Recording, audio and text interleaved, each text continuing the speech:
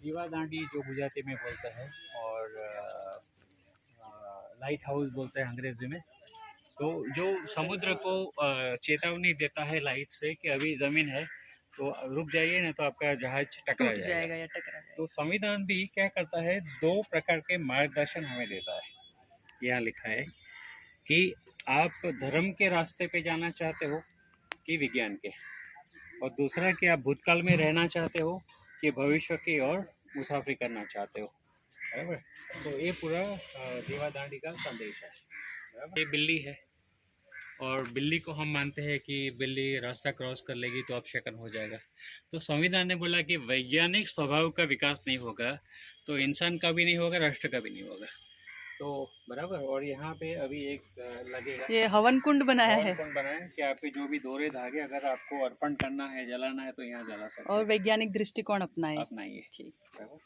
देश में से राष्ट्र कैसे बन सकता है, इसका ये पूरा ढांचा है।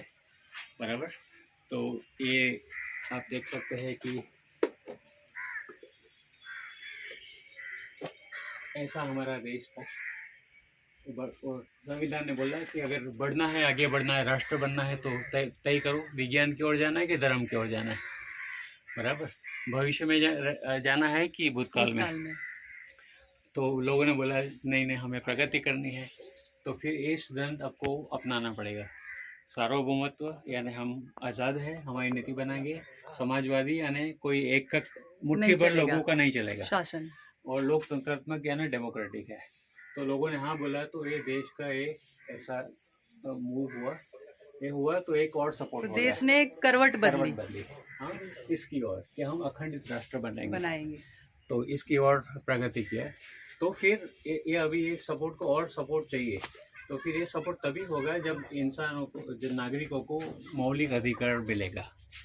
हाँ तो सबने हाँ बोला, तो फिर ये यहाँ आ गए और इसको सपोर्ट कर दिया, ये मूवमेंट को सपोर्ट किया। तो फिर उसमें से एक और सपोर्ट की ज़रूरत पड़ी,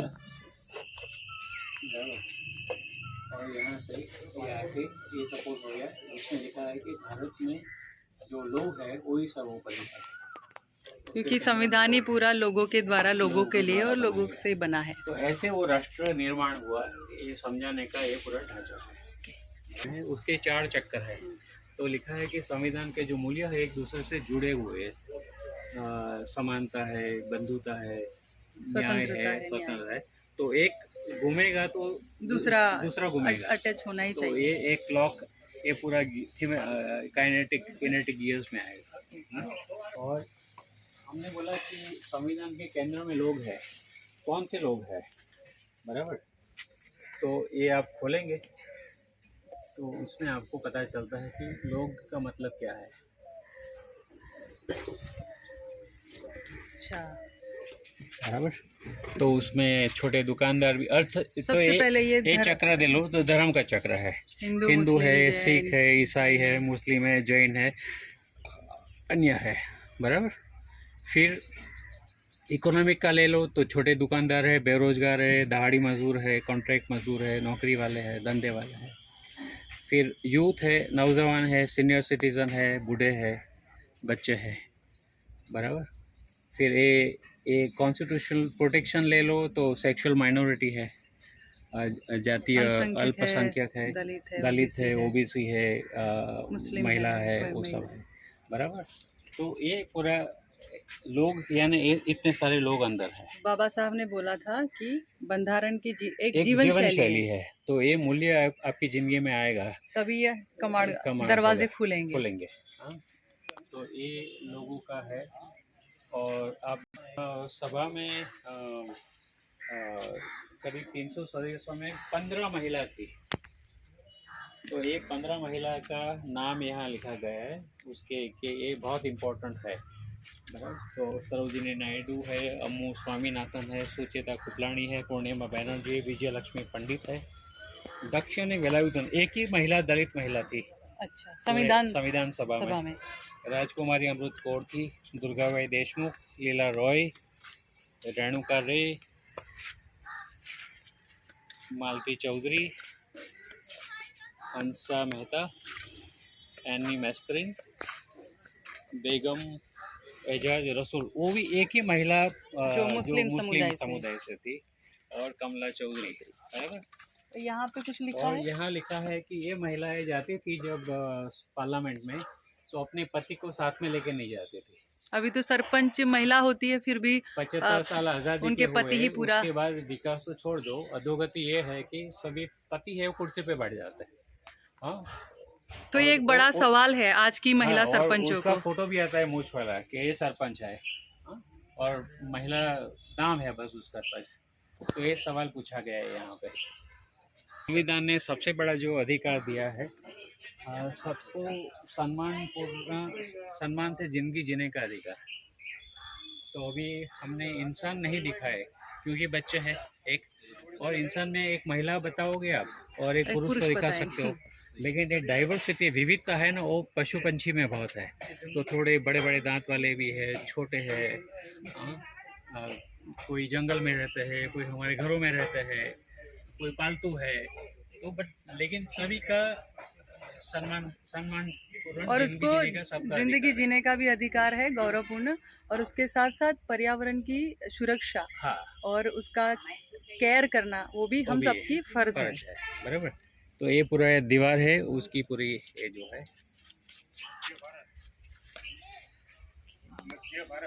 हमें पता है कि करीब 400 सदस्य थे पहले, फिर बंटवारा होने से पहले 90 से ज़्यादा लोगों ने इस्तीफा दे दिया, बोलते हमें अलग देश चाहिए। तो बचे करीब 292। तो ये सभी के नाम यहाँ रखे गए। तो कौन से स्टेट थे, और स्टेट वाइज सबके नाम लिखे गए हैं, बराबर। तो ये सभी पार्लियामेंट में जो मेंबर्स थे, संविधान सभा के, हाँ, तो पार्लियामेंट तो संविधान बाद में बनी। तो ये सभी है, और ये स्टेट का नाम है। तो मैसूर का एक स्टेट था तब। ये उड़ीसा है पूरा। तो जितने भी सदस्य थे, हाँ, वो सबका हाँ नाम और ये कौन से स्टेट से आते थे वो यहाँ आ गया है, बराबर।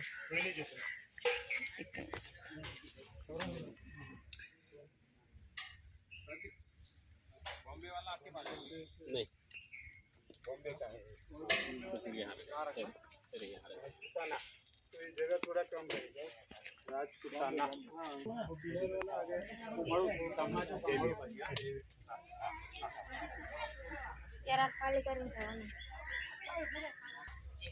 ये इम्पोर्टेंट है। बाबा साहब अम्बेडकर ने अपना जो अंतिम भाषण था संविधान पेश किया उसके पहले, तो संविधान सभा में बोला कि कई लोग ये टीका करते हैं कि आपने ये जो लिबर्टी, स्वतंत्रता और समानता की बातें दूसरे देश के संविधान में से लिया है। तो उन्होंने बोला मैंने किसी संविधान से नहीं लिया, ये मुझे मेरे गुरु गौतम बुद्ध से मिला है।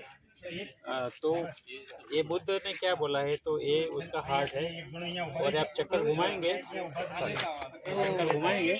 तो बुद्ध का संदेश दिखता है। तो योग्य दृष्टि होनी चाहिए, योग्य समझ होना चाहिए, योग्य अपना कार्य योग्य होना चाहिए, विचार योग्य होने चाहिए, चेतना, यानी कि जो भी अच्छी बातें हैं जो देश के हित में है और हमारे हित में है, वो मन से होनी चाहिए, अपने हृदय से। अष्टम मार्ग बोलते हैं, तो वो अष्टम मार्ग का पूरा मॉडल है।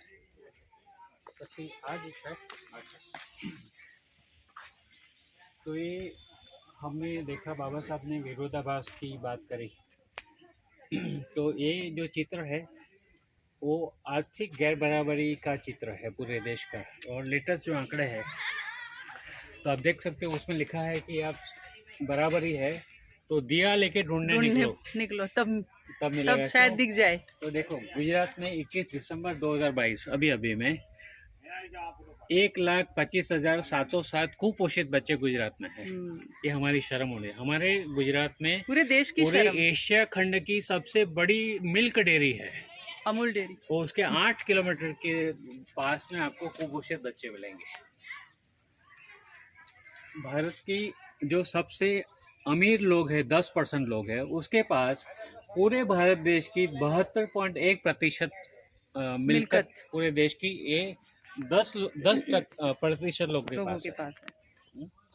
भारत के जो अमीर है सबसे 10, उसके पास कितना पैसा है, तो ये आंकड़ा अब पढ़ने की कोशिश करो, इतना पैसा है। कितने जीरो लगे।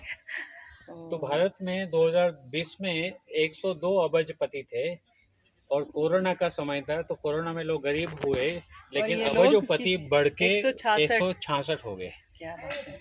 तो यही विकास हुआ।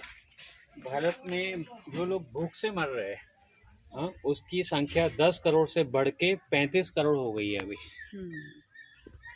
और 5 साल से कम उम्र के 69% बच्चे की मौत कुपोषण से हो रही। ये एफिडेविट केंद्र सरकार ने सुप्रीम कोर्ट में पेश किया है, बराबर। तो ये आंकड़े सब सरकारी आंकड़े हैं, और एक बाद में मैं लेता हूँ। और तो ये भी हमारे गुजराती में कहावत है कि चींटी यानी कीड़ी को कण यानी छोटा चाहिए, उसका मुंह छोटा है, और हाथी को मण यानी 20 किलो बहुत चाहिए। लेकिन ये उल्टा हो गया है कि कीड़ी को मण मिल रहा है और हाथी को कण मिल रहा है। क्यों? तो देखो, तो भारत के जो सबसे 10% ऊपर धनिक लोग हैं, उसके पास पूरे भारत की 57% इनकम है, और भारत में जो नीचे के गरीब लोग हैं 50%, उसके पास सिर्फ 13% इनकम है पूरे देश की। इतनी बड़ी गैर बराबरी। और इधर ये इनकम का है, मिल्कियत का है, कि भारत के ऊपर के 10% जो पैसे वाले लोग हैं, उसके पास पूरे देश की 72.1% मिल्कियत है, और नीचे के 50% जो गरीब लोग हैं, उसके पास सिर्फ 3%। इसीलिए हाथी को कण और कीड़ी को मण मिल रहा है। और एक किसके पास कितना इनकम है, मिल्कियत, ये लिखा है, ये आवक है, और टीवी बनाया है पूरा। तो ब्रेकिंग न्यूज़ क्या है? ब्रेकिंग न्यूज़ है कि भारत के नीचे के 50% जो गरीब लोग हैं, वो 64% GST भरते हैं, टैक्स, और ऊपर के 10% लोग हैं, वो सिर्फ 4% GST दे रहे हैं। हाँ, इतनी बड़ी असमानता। तो एक है, तो यहाँ इसलिए ये देखो, तो इसका नाम है आर्थिक न्याय। ये सवाल पूछा गया है, सवाल भी है बड़ा, और ये मगर है, मगरमच्छ। इतना बड़ा जो धनिक लोग है, उस चिड़िया को लगता है कि मैं सलामत हूँ, लेकिन वो उसके मुंह में है, और वो जनता है, जब उसको चबा लेगा पता नहीं चलेगा, बराबर। तो ये पूरा चित्र, ये गैर बराबरी, बाबा साहब इसको बोलते थे कि गैर बराबरी। और ये बंधुता का गार्डन है। तो हमने जो पहला विजिट किया वो समानता का रूम था। समानता का रूम है। ओके। उससे पहले संविधान सभा, और ये बंधुता का, ये बंधुता का है। तो ये 3 बेंच लगा है, आप देख सकते हो। तो ज्योतिबा फुले, सावित्री फुले का संदेश क्या था? तो पीछे लिखा है ज्योतिबा सावित्री फुले संदेश। तो बेंच बना है बैठने के लिए।